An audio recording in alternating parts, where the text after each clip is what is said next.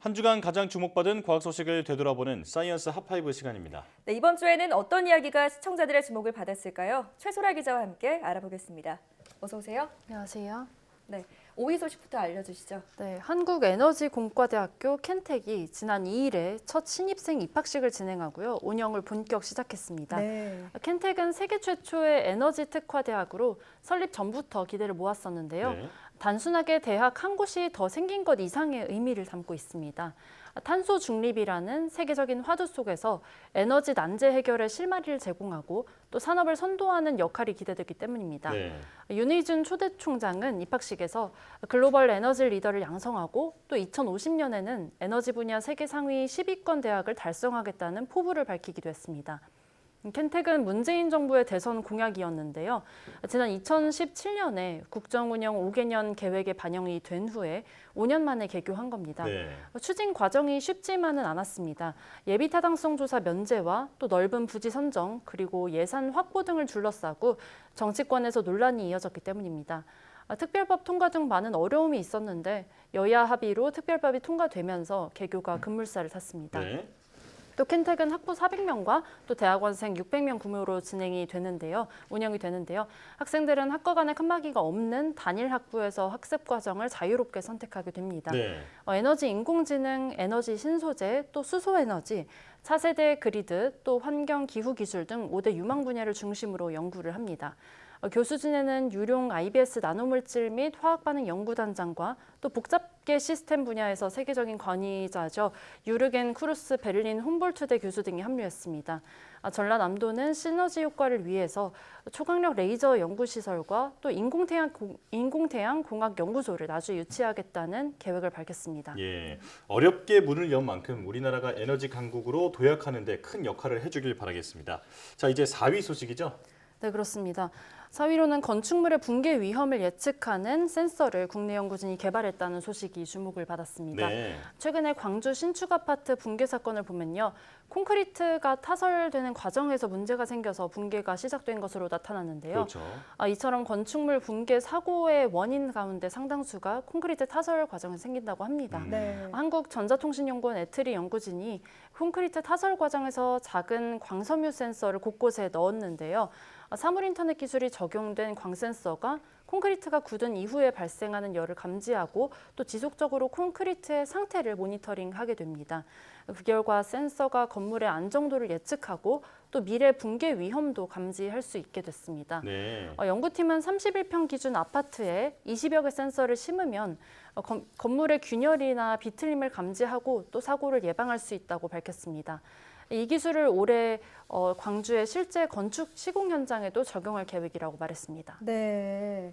자, 혹시 모를 비극적인 사고를 막을 수 있는 반가운 기술인 것 같습니다.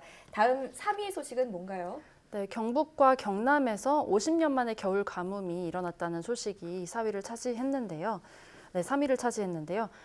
경북과 경남에서 마늘과 양파의 생육이 눈에 띄게 안 좋아졌다고 합니다. 네. 마늘의 경우는 잎도 적게 돋고 또 알 굵기도 예년의 절반 정도였다고 하고요. 또 양파 잎도 누렇게 변해서 수확량이 예년보다 감소할 것으로 보입니다. 이런 현상은 비단 영남만의 일이 아닙니다. 네. 이번 겨울에 전국 강수량이 12.1mm로 예년의 14%에 불과합니다. 건조한 날씨 때문에 올해에만 벌써 200회 가량의 산불이 발생했습니다. 예년의 2배 이상입니다. 기상청은 가뭄이 봄까지 계속될 것으로 내다봤는데요. 3, 4월쯤에는 충청도와 강원도까지도 확산할 것으로 전망했습니다. 네. 열대지방의 태평양 해수면 온도가 올라가는 현상이죠. 라니냐가 나타나면서 강수량도 평년보다 적을 것으로 보이고요. 또 오호츠크의 해빙 면적이 줄면서 우리나라 동쪽에 고기압이 형성이 되고 또 건조한 동풍이 자주 유입될 것으로 보이기 때문입니다. 이에 따라서 올해 봄에는 산불과 함께 농작물 피해나 식수 부족까지도 함께 나타날 수 있다고 기상청은 내다봤습니다. 네. 사실 기후변화로 갈수록 이런 이상 가뭄이 더 잦아질 텐데 세밀한 수자원 관리가 필요하겠습니다. 자, 이제 2위 소식이죠.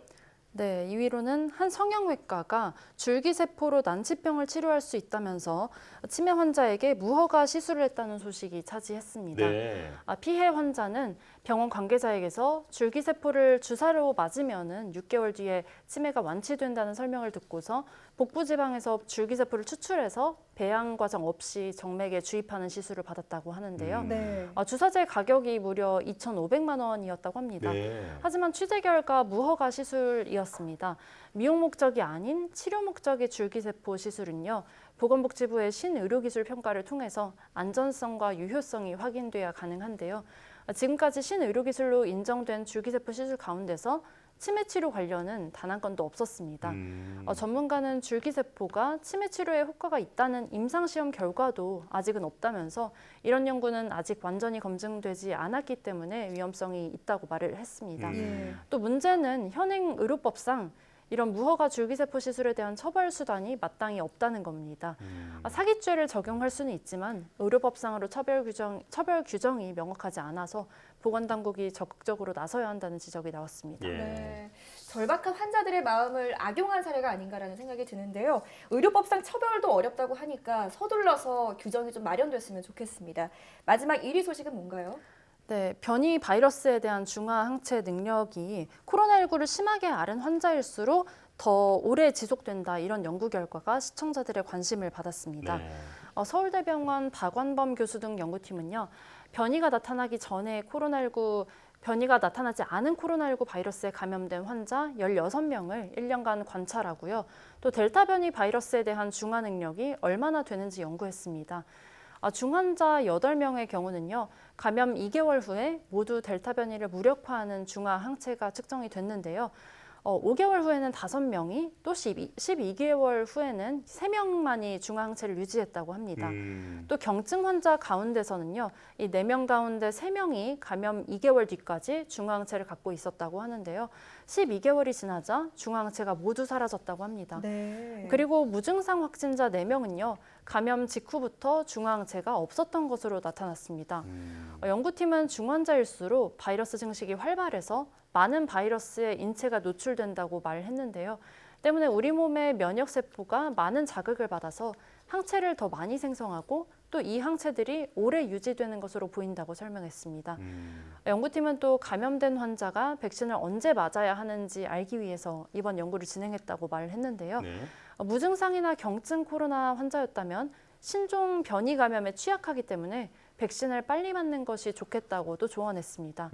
또 중증 환자라고 하더라도 감염 후에 6개월 이내에 백신을 맞아야 새로운 변이 바이러스의 재감염을 막을 수 있는 것으로 보인다고도 말했습니다. 네. 그러니까 코로나19에 한 번 걸리고 나면 항체가 생기니까 안전하다 이렇게 생각할 수 있지만 그래도 백신을 맞아야 변이에 의한 재감염을 막을 수 있다라는 내용이었죠. 자, 여기까지 듣겠습니다. 사이언스 하파이브 최소라 기자와 함께했습니다. 고맙습니다. 감사합니다.